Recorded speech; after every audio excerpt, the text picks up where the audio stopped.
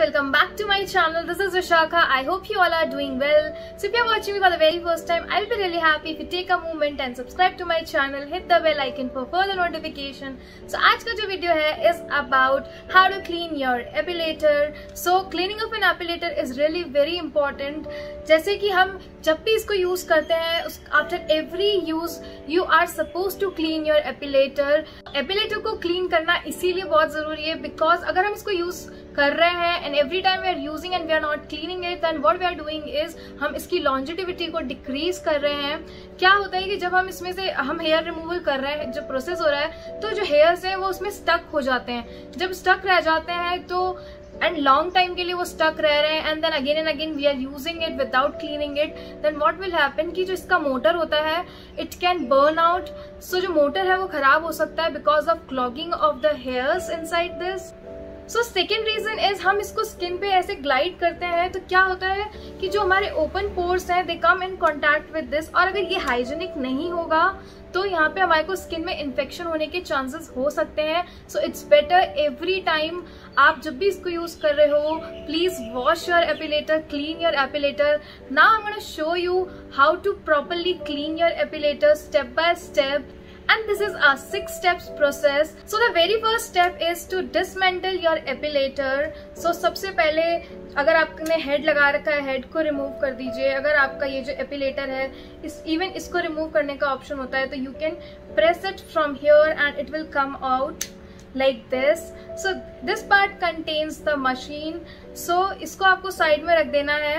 And even sometimes you will notice कि जब हम हेयर रिमूव करते हैं तो इस एरिया में भी कुछ हेयर्स रह जाते हैं. So it's better to clean this area also. जब भी आप यूज कर रहे हो, यूज करने के बाद पूरा डिसमेंटल करके आपको उसको क्लीन करना होता है. तो start with this area first and this comes with this kind of a brush. So आप जो भी छोटे मोटे हेयर्स हैं उसको इस तरीके से, इफ यू कैन सी इसके अंदर छोटे छोटे हेयर्स रह जाते हैं. वैसे ये ऑलरेडी क्लीन है, ज्यादा कुछ गंदा नहीं है इसमें. सो इस तरीके से इस ब्रश की हेल्प से you can clean this and then you can keep it aside. और फिर उसके बाद जितने भी हेड्स हैं, सो जो भी हेड्स आपने यूज करे हो, you can clean that with the help of this brush like this. और जितना पॉसिबल हो पाए मैनुअली आप इसको मूव करके ये सारे हेयर्स इस तरीके से रिमूव कर सकते हो. But the problematic area is this one कि यहाँ पे अगर हेयर्स चले जाते हैं देन व्हाट टू डू, क्योंकि इस एरिया में you can see this area inside this.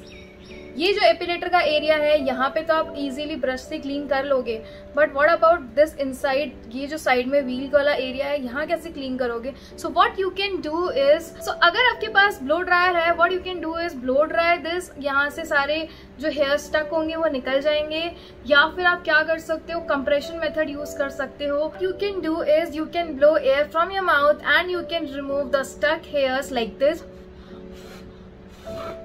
So try and remove all the possible hair with this or your blow dry thing. So इसके बाद नेक्स्ट स्टेप आता है कि अगर आपका एपिलेटर वाटरप्रूफ है then put it under tap water and clean your epilator. But make sure कि आपका जो ये एपिलेटर है ये वाटरप्रूफ है. अगर ये वाटरप्रूफ नहीं है then don't do that, you will lose your epilator. तो आपको इस पोर्शन को बिल्कुल भी गीला नहीं करना है because this has motor in it. और अगर इसको आपने गीला कर दिया तो ये बिल्कुल खराब हो जाएगा, आपका एपिलेटर चलना बंद हो जाएगा. सो ऑलवेज रिमेम्बर कि इसको आपको सिर्फ ब्रश से क्लीन करके साइड में रख देना है. और वाटर से सिर्फ ये हेड क्लीन होगा, कैप्स क्लीन होंगी. और किस तरीके से क्लीन होंगे let me show you right now. So this is how I clean under running water. So जो भी बचे हुए हेयर्स हैं वो रिमूव हो जाते हैं इस प्रोसेस से. And I give a jerk in between so that कोई स्टबर्न स्टक हेयर हो सो वो भी निकल जाए.